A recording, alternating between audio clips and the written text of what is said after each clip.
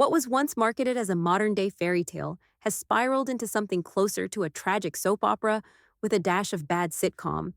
Because as long as Meghan Markle remains by Prince Harry's side, any hope of reconciliation with the royal family is frankly dead on arrival. The most seasoned royal commentators say it outright, and Mark Dolan, who proudly runs the world's only Harry and Meghan divorce watch 24/7, insists that if Harry wants to mend fences with the Windsors, divorce isn't just an option, it's the only way forward. Brutal, yes, but true.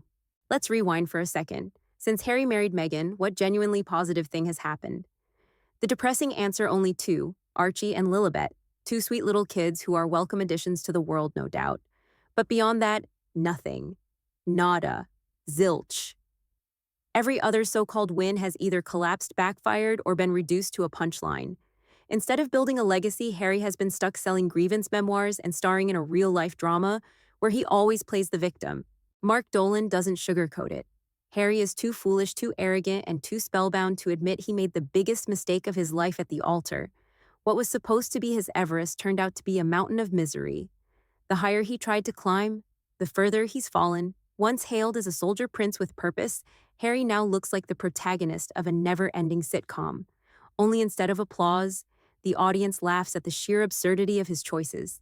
And so the burning question remains, what does Harry have left to lose except his own freedom and his chance at happiness?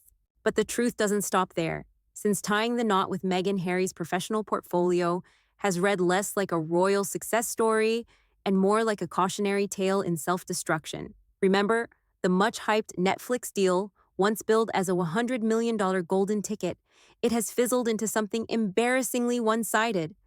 The platform isn't interested in Harry's creative vision at all. They only want Meghan projects, his grand contribution, a documentary about polo. And what dazzling title did the creative team land on after all those brainstorming sessions? Simply polo. That's it, about as imaginative as naming a cat, cat.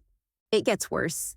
The lucrative Spotify deal collapsed in flames with the streaming giant publicly dismissing the Sussexes as grifters. Business ventures gone. Speaking engagements dried up. Instead of being courted as a global icon, Harry has been quietly blacklisted from the very industries he thought he could dominate. And then come the legal battles. Millions of dollars spent chasing lawsuits that go nowhere, whether against the UK government for security privileges he willingly gave up, or against British tabloids that chew him up and spit him out. The end result? Lost cases, lost money, and a royal family humiliated by his reckless courtroom antics. Today, Harry is reportedly on the hook for millions in fees, proving himself less a savvy entrepreneur and more like a budget knockoff of Richard Branson. Minus the vision, minus the success, but somehow even quicker at burning through cash. The saddest part, he's become what Dolan mockingly calls the world's least happy millionaire. A man with every privilege imaginable, yet trapped in a cycle of self-pity so repetitive, it feels like a bad episode of Black Mirror. Once upon a time, Harry had the world at his feet. Now he can barely keep his footing. A small detail is sometimes enough to flip the entire picture. Take Harry's beloved charity Sentebale, once a shining tribute to his late mother, now reduced to a smoking ruin amid bullying allegations and boardroom drama. What was supposed to be his proud legacy has morphed into a PR dumpster fire, another casualty in the since he married Meghan timeline. And where is Meghan in all this chaos? Silent, or rather strategically silent, because make no mistake, she's already checked out. While Harry stumbles from failure to failure, Meghan has positioned herself as the real asset in the brand. She's got the Duchess title, the kids, and just enough star power to keep Netflix half interested. Harry, meanwhile, has been downgraded from prince to something closer to household staff. It's a cruel irony. The son of the King of England now spends his days as Dolan snarks, acting like the help. Imagine it. Once he commanded troops in Afghanistan. Now he commands a Dyson vacuum up and down the Montecito staircase. Once he stood proudly on palace balconies, now he's relegated to taking out the trash.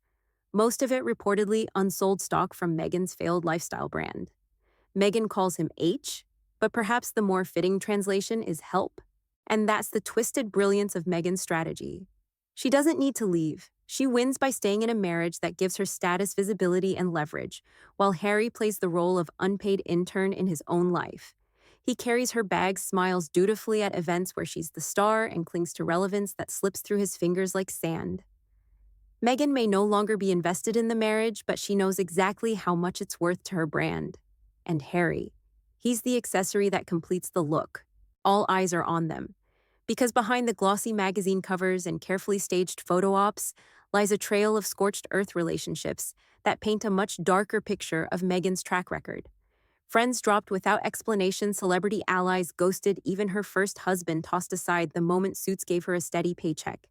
And then, of course, there's Thomas Markle, the doting father who bankrolled her education, only to be cut off and cast into exile after one staged photo in an internet cafe.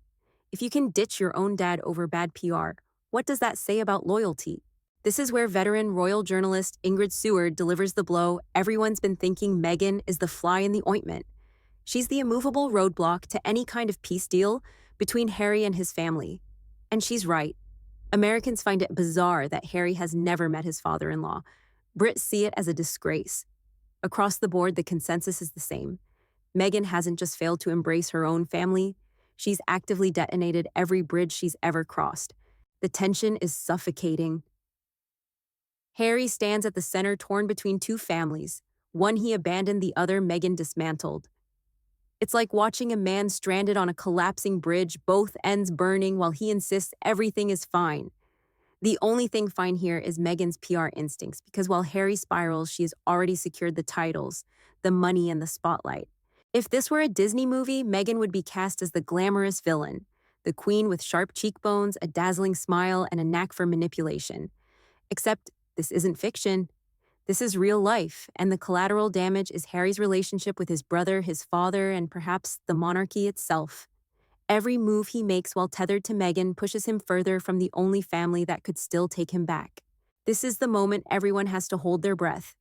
Because at the end of the day, the fate of Harry's redemption arc rests not with King Charles, but with Prince William. The elder brother is the true kingmaker here, the one who has neither forgiven nor forgotten the attacks hurled at Catherine in spare. For William, reconciliation isn't about polite statements or staged family photos. It would require the ultimate gesture, a peace offering so undeniable, it rewrites the entire narrative. And that gesture can only be one thing: divorce.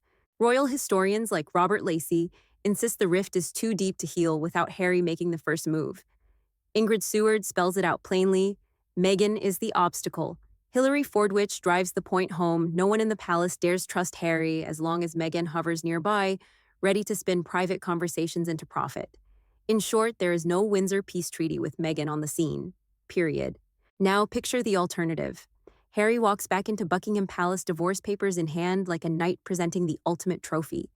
William, at first, icy cracks open a Budweiser, the self-proclaimed king of beers. And after a tense silence, the two brothers finally hug. Cue the cinematic swell, the lost prince welcomed home, the prodigal son restored.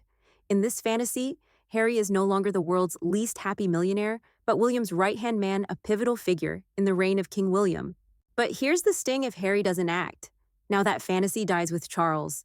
Once William ascends, the window slams shut forever. Divorce isn't just his olive branch, it's the whole damn tree.